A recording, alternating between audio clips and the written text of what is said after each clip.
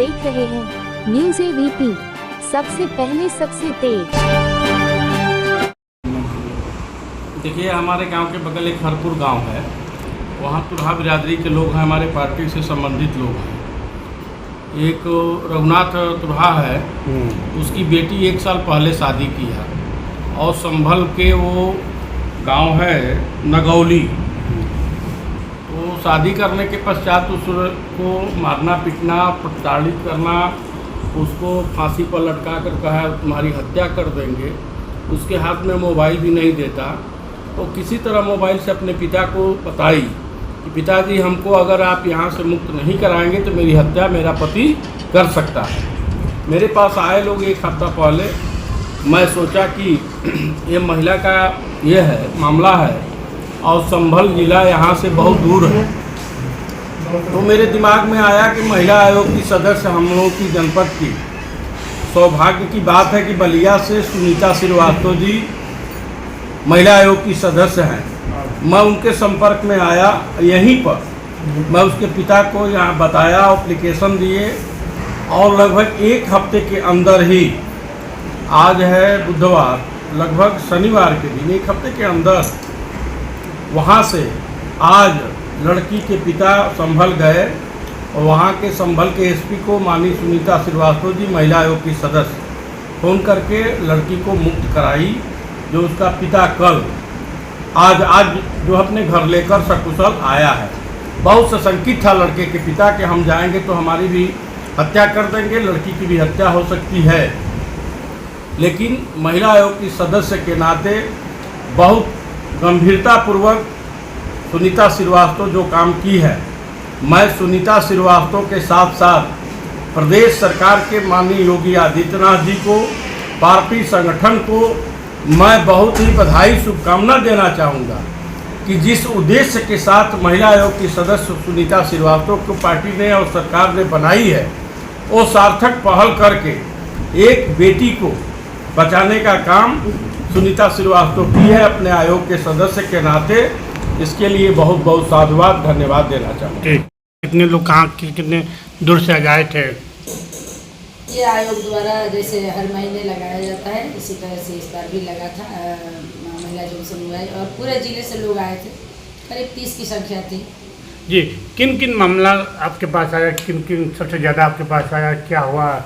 पति पत्नी का विवाद, कुछ अड़ोसी पड़ोसी लोगों का मारपीट का मामला, फिर कुछ ज़मीन से संबंधित। जी सर, देखा जा रहा है ज़मीन को लेकर आप बात कर रहे हैं। इसमें लोग कहते थे कि ज़मीन का मामला काफ़ी खत्म होता जा रहा है, लेकिन इस समय सबसे ट्रेंडिंग में ज़मीन का मामला पड़ा हुआ है। गरीब को कहीं पे भी दबा दिया जा रहा है, गरीब के ज़मीन को कब्जा कर लिया जा रहा है। आखिर इतना देखने को मिल रहा है, आखिर इस पर कठोर कदम क्यों नहीं उठाया जा रहा है? ऐसा कुछ नहीं है कि मामला ज़्यादा होता जा रहा है। मामला वही है जो कुछ वर्षों से कोर्ट में चल रहा है।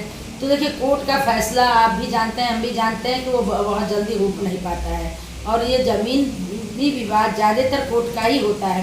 तो कोर्ट जब तक फैसला नहीं देगा तो बीच बीच में ये लोग लड़ते रहते हैं। तो समाधान के लिए भले हम लोग बने हैं, लेकिन जो अंतिम फैसला है ज़मीन का, वो तो कोर्ट ही करेगा। आपके महिलाओं की सुरक्षा को लेकर बात किया जाए तो इस समय महिलाएं काफ़ी कहीं ना कहीं आप किस तरह जागरूक कर रही है कि खुद एक नारी एक अपने में दुर्गा का रूप होती हैं, जो कहीं ना कहीं हर जगह वो आगे बढ़ के आए और अपने लिए और स्वयं देश के लिए रक्षा करें। आप किस तरह उनको जागरूक करती हैं? देखिए, जो पिछले के सरकार थे उसकी अपेक्षा आज कहिए तो बहुत ज़्यादा सारे कुछ हमारी सरकार महिलाओं के लिए ही बहुत सारे कुछ किए। आपके जिम्मे 4 जिला के प्रभार दिया गया है और इन जिलों के दौरान 3 जिले हैं। 3 जिलों की आप दौरा भी करती हैं कि कौन कौन समस्या सबसे ज़्यादा आपको मिलता है? देखिए, कुछ समस्या तो वास्तव में समस्या है और कुछ को समस्या बनाया जाता है। तो जो समस्या है यही छोटी छोटी बातें हैं, पति पत्नी का झगड़ा है, या जो मैंने विषय आपको बताया कि ज़मीनी विवाद है, पड़ोसियों से झगड़ा है। लोग आजकल थोड़ा सा ये हो गया है कि भाई ईगो में ज़्यादा जी रहे हैं। बाकी समस्या पहले से बहुत ज़्यादा कम है और कम हो भी गया है। लगातार हम लोग इस पर अपना ध्यान बनाए भी रखे हैं, हमारा आयोग का भी ध्यान है। और पूरे के पूरे 75 जिलों में हमारा आयोग का काम चल रहा है और हमारी आयोग की बहनें वहाँ जा रही हैं और मामला का निराकरण हो रहा है। जिस तरह बात कीजिए बलिया की स्वास्थ्य व्यवस्थाओं को लेकर महिला अस्पताल का आपने दौरा किया, क्या रहा महिला अस्पताल में और किस तरह की इस बार सुविधाएँ दी जा रही है महिला अस्पताल में महिलाओं के लिए? ये जब से मैं दौरा कर रही हूँ तब से मैं बेसिकली देख रही हूँ, और आप लोग भी जा रहे होंगे तो देख रहे होंगे, पहले से बहुत ही काफ़ी सुधार हुआ है और लगातार उसमें सुधार हो ही रहा है। फिर मेरा जाने का है, अब कब जाएंगे आप लोगों को नहीं बताएंगे, जाएंगे और जो भी कमियां अगर कुछ पाई गई तो फिर उसको सुधार करेंगे। ठीक। था कि एक हमारे खेजूरी गांव का मामला था।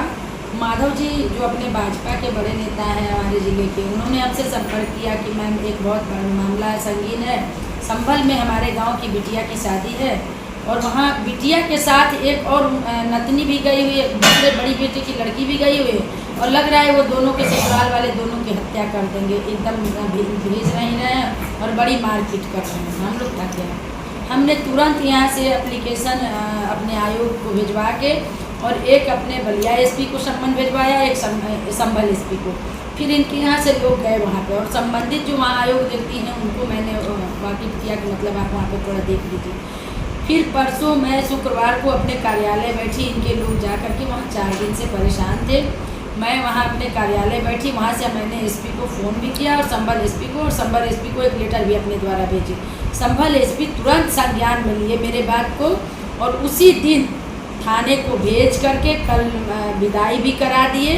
यानी शुक्रवार को मैं उनसे वार्ता की, शनिवार को उन्होंने विदाई कराया और विदाई करके सकुशल दोनों बच्चियां अपने गांव आ गई हैं।